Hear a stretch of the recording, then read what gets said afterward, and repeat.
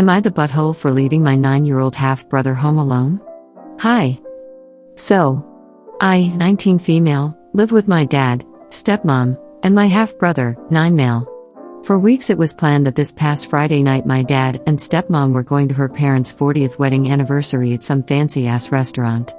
Me and my brother weren't invited cause we're not adults.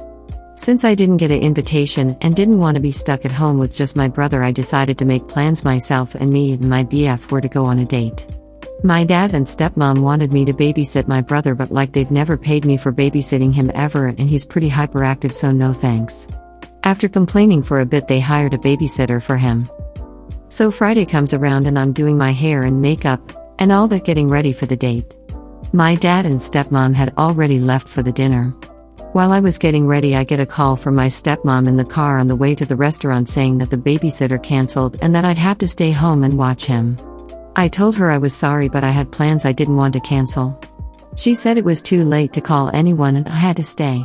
I said I can't and that I'd be at home for another 40-ish minutes, which would be enough time for them to come back home, and they have to be back then to watch him.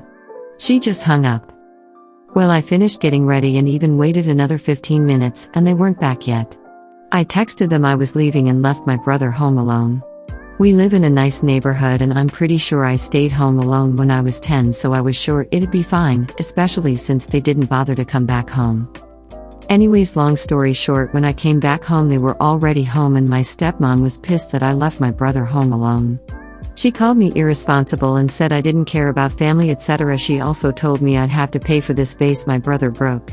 I feel this is unreasonable since I gave them a warning I was leaving and they had the opportunity to come back, but am I the butthole? Oh, and just to add, in case people are wondering if I paid rent or whatever, my grandmother gifted the house to my mom and dad as a wedding gift. When my mom left my dad, she gave him the house under the condition I could live there up until I finished grad school if I wanted to. Edit, should have added that I only get free housing, not because they choose to but because of a contract my dad signed that he's forced to comply with. Everything else I pay for myself. And I make my own food and clean up my messes. Not the butthole. You told him you wouldn't watch him. When the babysitter canceled, ultimately it's their responsibility to come home, not you. They are the parents. Not the butthole. This is what I was thinking. I honestly don't believe there was a babysitter in the first place. They didn't think Op would call their bluff. But in the end, when Op said she was leaving, either way they should have came home. This ran through my mind too. Was there even a babysitter? I'd be willing to bet good money that there was no sitter in the first place, that their plan from the start was to strong-arm her into agreeing to take care of him. Exactly, because why would they leave before the sitter even showed up? That was exactly what I was thinking. Like, who leaves before the babysitter comes? Not the butthole. You told them you wouldn't watch him and they chose to go. They should have come home when the babysitter canceled. I hate seeing parents like this.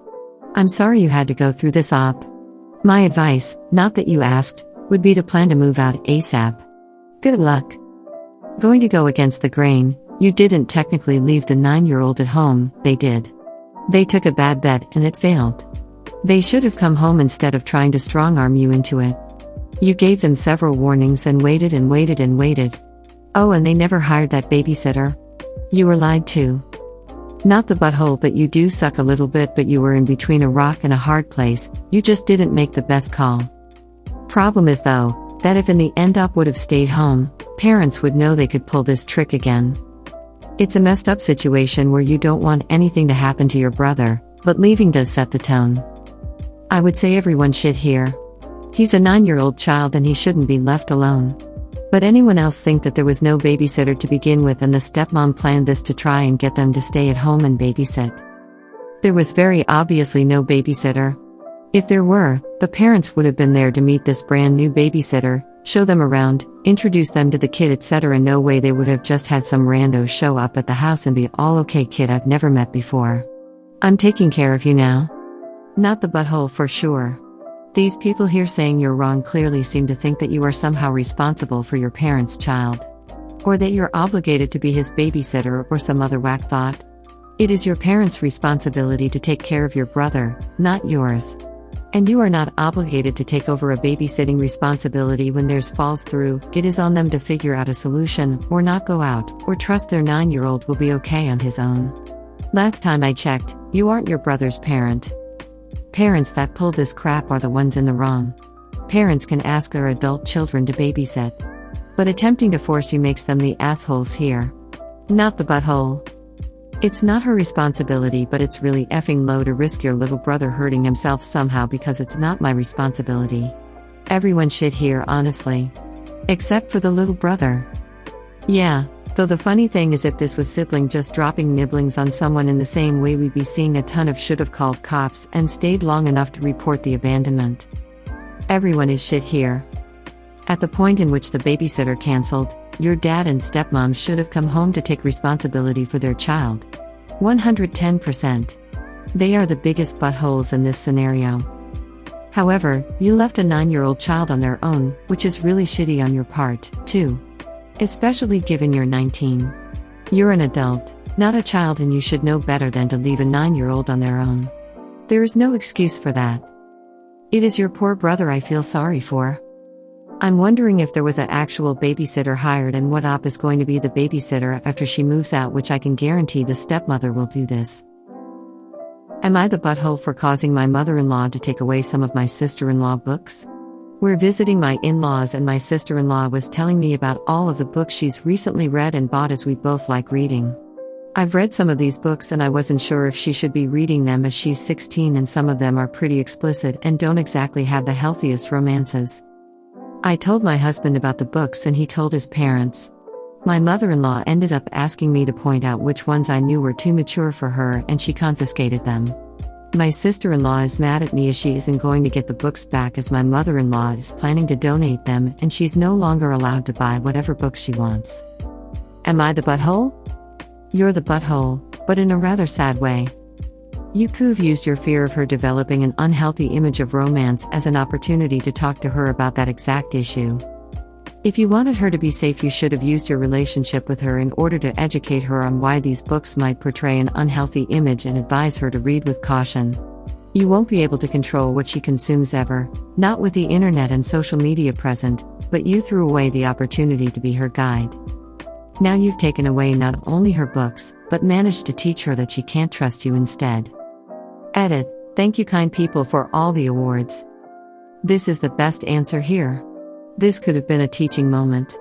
A dialogue could have been opened, but she threw that all away. It was a teaching moment, taught sister-in-law to not trust op. I started reading romances/smutty stuff as a young teenager, and my parents allowed me to, but would constantly make fun of the titles/plot lines. I think they thought it was very benign, but it taught me to be absolutely secretive about what I was reading.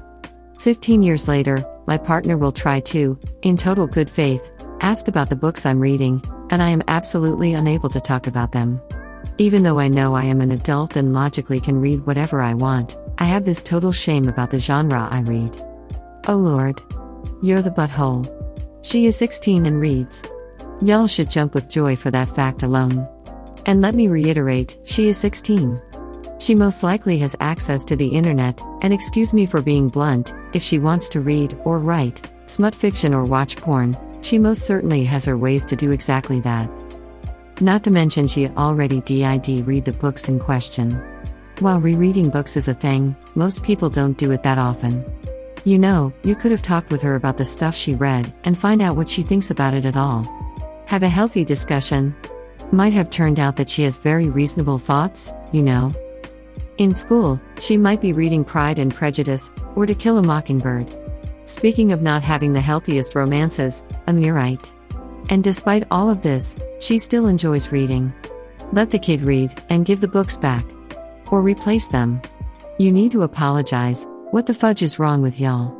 I'm disgusted and angry.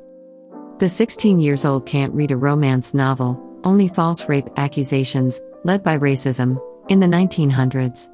/s.